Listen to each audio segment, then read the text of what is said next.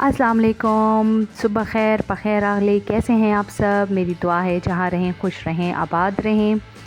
तो जी ये है अभी सुबह का वक्त और मैं एक साइड पे नाश्ता बना रही हूँ और दूसरी साइड पे मैं बना रही हूँ जी कीमा साग, या आप कहें कि साग कीमा।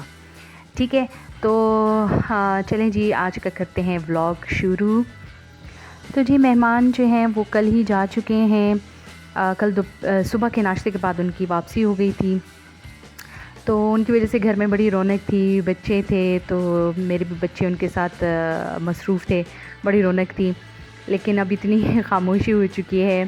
बहरहाल मैंने जो चीज़ें इधर उधर पड़ी थी सारी कुछ समेट समाट लिया है। बर्तन वगैरह जो निकाले थे मेहमानों के लिए वो सारे अपनी जगहों पे रख दिए और रूम्स वगैरह जितना था वो सारा कुछ सेट कर दिया है। तो मैं अभी यहाँ पे बना रही हूँ जी नाश्ता, और नाश्ते में मैं चाय ले रही हूँ, साथ में मैं हाफ़ नान जो है उसको मैंने लिया और इसमें मैंने डाला वही देसी घी जो आपके साथ मैंने मिलके बनाया था।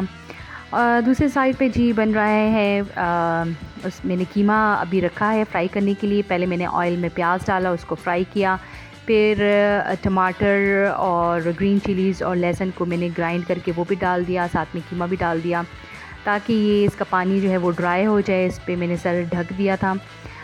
तो यहाँ पे चाय भी मेरी रेडी हो गई है और ये देखें वही देसी घी है। ठीक है, साथ में अंडा भी मैं बना रही हूँ और दूसरी साइड पे जो है वो सालन को मैंने ढक के रखा हुआ है ताकि वो अच्छा सा डिफ्रॉस्ट भी हो जाएगा और पकना जो है वो भी शुरू हो जाएगा।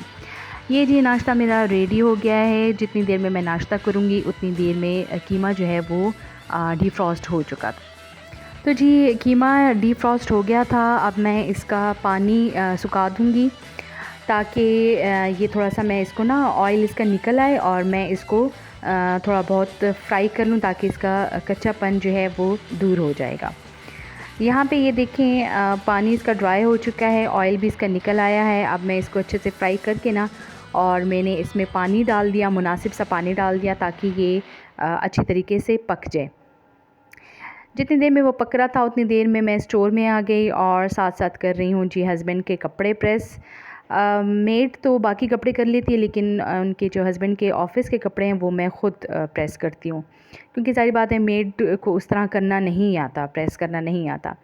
तो साथ साथ मैं इनके जी कपड़े भी प्रेस कर रही थी और साथ में जो किचन में सालन रखा हुआ था वो भी साथ साथ उसको मैं देख रही थी।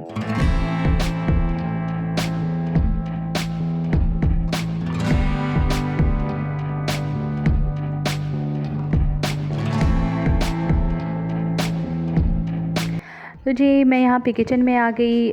कीमा जो पानी है उसका अच्छा खासा ड्राई हो गया था और कीमा भी पक गया था। अब मैं साथ में इसमें साग जो है ये देखें बड़ा बड़ा सा मैंने इसको काटा हुआ था और बॉईल कर लिया था, साथ में इसको फ्रीज़ कर लिया था।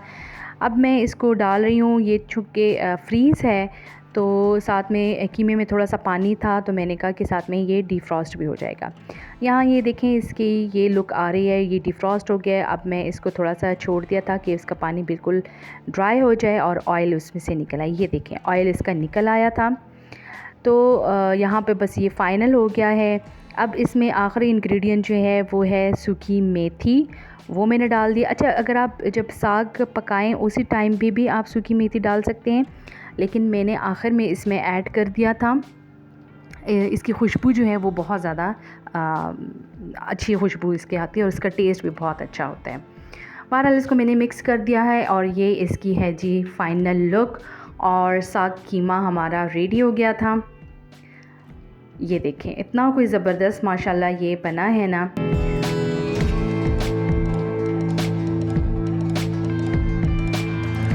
अच्छा जी, दूसरी साइड पे मैं बना रही थी कड़ी पकोड़े।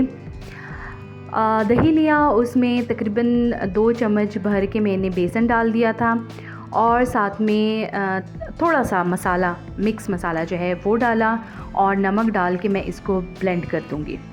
ठीक है, एक साइड पे अब मैंने ऑयल रखा हुआ है पकोड़े बनाने के लिए और दूसरी साइड पे मैंने यही जो लस्सी सी जो मैंने बनाई थी ना दही की, वो मैंने चढ़ा दी है और इसमें थोड़ा सा पानी डाल के इसको मैं मिक्स करूँगी। अच्छा, मिक्स मैंने आपको पहले भी बताया था कि इसको हल्के हाथों से मिक्स करना है। जिस तरह हम चाय फेंटते हैं ना, उस तरह आपने इसको नहीं फेंटना जब तक पहला बॉयल ना आ जाए, वरना ये फट जाता है। यहाँ पे जी मैं बना रही हूँ बेसन तैयार कर रही हूँ, जिसमें बेसन, नमक, गरम मसाला, मिक्स मसाला, ज़ीरा और थोड़ी सी हल्दी और थोड़ी सी बिल्कुल चुटकी सी अजवाइन में मैंने डाल दी थी पकोड़े बनाने के लिए। और आखिर में जी ये देखें मैंने डाल दिया सूखी मेथी।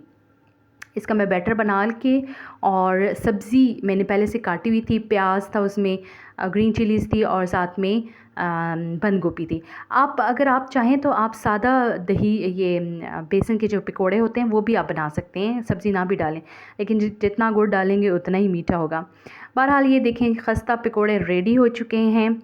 और अब ये वाले पकोड़े भी मैं निकाल रही थी, तो पकोड़े हमारे फ्राई हो गए थे। अब इसको मैंने देना है तड़का, और तड़के के लिए मैं इसमें डालूँगी यही जो गरम ऑयल था वही मैंने इसमें डाल दिया, और साथ में लहसुन, ये लहसुन है, इसको मैं इस क्रशर की मदद से इसको मैं जल्दी जल्दी क्रश कर रही थी।